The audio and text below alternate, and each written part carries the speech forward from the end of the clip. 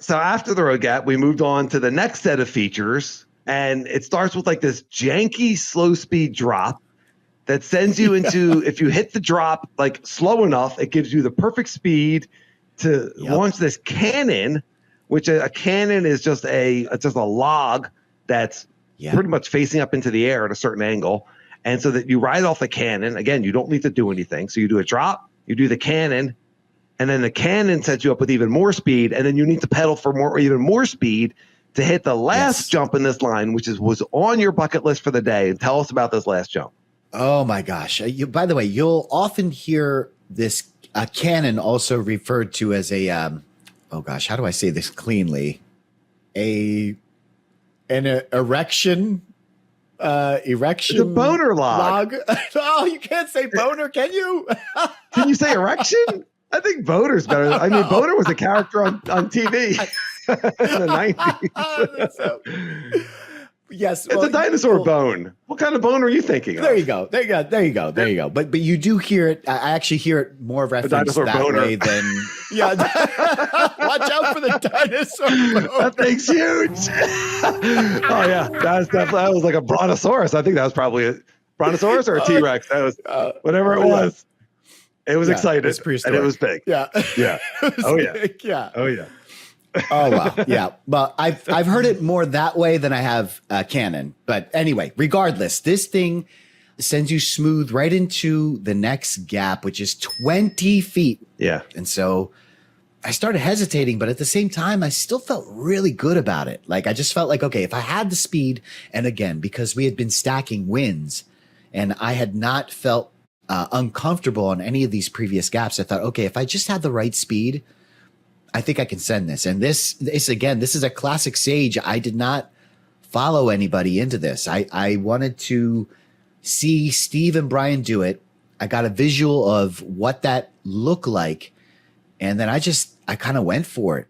Yeah. And this is a thing. Like this is that we talk about a commitment line, and what is that commitment line? Well, a commitment line for me on a jump is a lot farther back. On a drop, you can make the commitment line almost up to the edge of the drop. If you're doing a slab, you can make the commitment line almost right to the edge of the slab. And the commitment line is once you go past this line, this imaginary line, you are committed to doing it. There's no turning back. And so on a jump like a gap jump where the speed is very critical, the commitment line is very far back for me.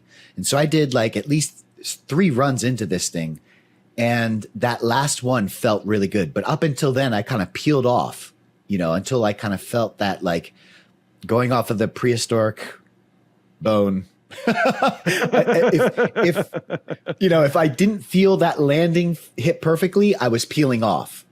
And that 4th one, I said, this is it. I hit it. I caught the backside of the landing and I just went for it, man. I put a couple strokes in. And the point that I really just want to drive home to the listeners was really that commitment line and just that feeling of knowing. And because when the thing is like, these are serious consequences. And we talked about this, on a couple pods ago about like why we do what we do. This is huge. You come up short on a gap, especially front tire short, that could be dunzos, And so first of all, you should never approach any of these features with that kind of a fear. I looked at this thing and I felt immediately confident. I may be nervous, but I felt confident that this was in my wheelhouse. And the fact that I had stacked up so many wins, there wasn't a doubt. Like I didn't come into this with a doubt. I knew if I had catched the landing that I was going to go for it and I would be safe. I could do this and I would be safe. And that's what I want people to come away with. I don't want you going into this, Sage said, commitment line and you just send it. No, it's not about just send it. You got to feel it and it's got to feel good. It's got to feel right. And you got to practice. Yeah. So that's all I would say. I think that's a really good point and kind of an underrated point about the commitment line. That with all of these features, there's a point where you're like, okay, I'm going for it and I'm full commit. And if you're still hesitant as you approach that commitment line, then bail. pull off. That's right. But if you are feeling good and then you hit that commitment line, then it's just full commit. And it's one of the words that I use. It's one of my mantra words that I use, especially on tech. With jumping, I have other keywords that I like in my mind, but sometimes in jumping too, when I know that, okay, I don't need to squeeze the brake going into this jump. I want a brake check. Like everything in my brain is yelling at me to brake check. And it's like, no, commit, commit, commit. You got this. There is no brake check. The speed is right. Go.